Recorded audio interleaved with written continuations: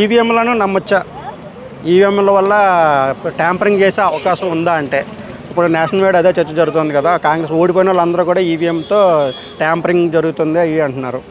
మీరు ఒక పొలిటికల్ అనలిస్ట్గా అటువంటి అవకాశం ఉంది, ఎవరు చేయగలుగుతారు అంటే ఏం చెప్తారు? అంటే ఖచ్చితంగా దాన్ని మనం చెప్పలేము. ఎందుకంటే ఈ విషయం మీరు చెప్తుంది ఏదైతే అడుగుతున్న క్వశ్చన్ ఉందో అది చాలామందికి అనుమానాలు ఉన్నాయి. కానీ ఈ అనుమానాలను క్లారిఫై చేయాల్సింది ఎలక్షన్ కమిషన్ వాళ్ళు క్లారిఫై చేయాలి. పబ్లిక్ ఉన్న అనుమానాలు మన మహారాష్ట్రలో జరిగిన తర్వాత కూడా శివసేన పార్టీ వాళ్ళు చెప్తున్నారు. మీరు చెప్తున్న విషయం మహారాష్ట్రలో కూడా శివసేన పార్టీ వాళ్ళు కూడా చాలామంది చెప్పారు.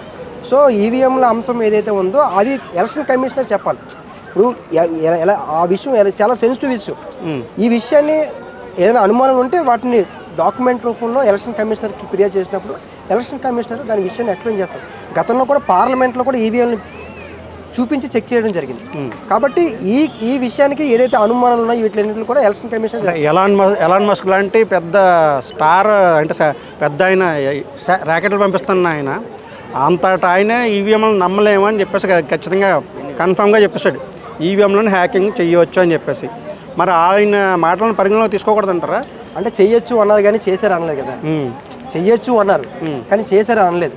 సో మనం ఎప్పుడు ప్రూవ్ చేయలేం. దాన్ని ఎవరు ప్రూవ్ చేయాలి? ఎలక్షన్ కమిషన్ వాళ్ళే ప్రూవ్ చేస్తారు. నేను అంటుంది అది కాదు, పాసిబిలిటీ ఉందా లేదా అది మనం చెప్పాలి. ఎక్స్పోర్ట్ చెప్పాలి. ఎక్స్పోర్ట్ ఏ విషయానికైనా ఎక్స్పోర్ట్ చెప్పాలి. ఇప్పుడు మనకి ఇప్పుడు టైం ఎంత అవుతుంది? 4:35. 6 తర్వాత మన కెమెరాస్ ఎంత పనిచేస్తాయి అనేది కెమెరా ఎక్స్పోర్ట్ చెప్తాం. పొలిటికల్ అనలిస్ట్గా మీరు చెప్పండి, మీకు ఈవీఎం మీద నమ్మకం ఉందా లేదా చెప్పండి. Yes or no. మీకు ఈవీఎం మీద నమ్మకం ఉందా లేదా? నేను మీకు సబ్జెక్ట్ ఇచ్చాను, మీరు నాకు ఇచ్చేది. అంటే నమ్మకం ఉందా అంటే ఎవరికైనా నమ్మకంతో వేస్తారు ఓటు. నమ్మకం లేకుండా ఎవరు ఓటు మేజర్ విషయం చెప్తాను. నమ్మకంతో ఓటేస్తారు. నమ్మకం ఉన్నప్పుడే ఓటేస్తారు. నమ్మకం లేకపోతే ఆ వ్యక్తి ఓటు వేయడానికి రాడు. సో నాకు నమ్మకం ఉంది కాబట్టి నేను ఓటేస్తాను. సో నాకైతే నమ్మకం ఉంది. ఈవీఎం మీద ట్యాంపరింగ్ చేయలేమని కాదు, నాకైతే నమ్మకం ఉంది.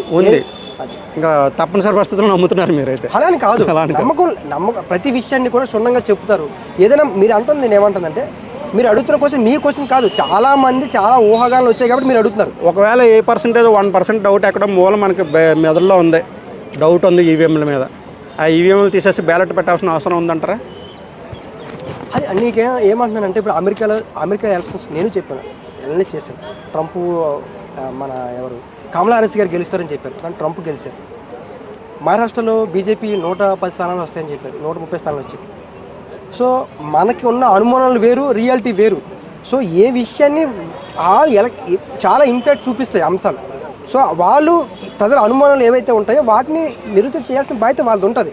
అనుమానాలు లేకుండా ఎవరు ఉండరు. అందరికీ కొన్ని అనుమానాలు ఉంటాయి. వాటిని ప్రభుత్వాలు లేకపోతే దానికి సంబంధించిన యంత్రాంగం క్లారిఫై చేయాలి. ఓకే, ఎక్కడో డౌట్.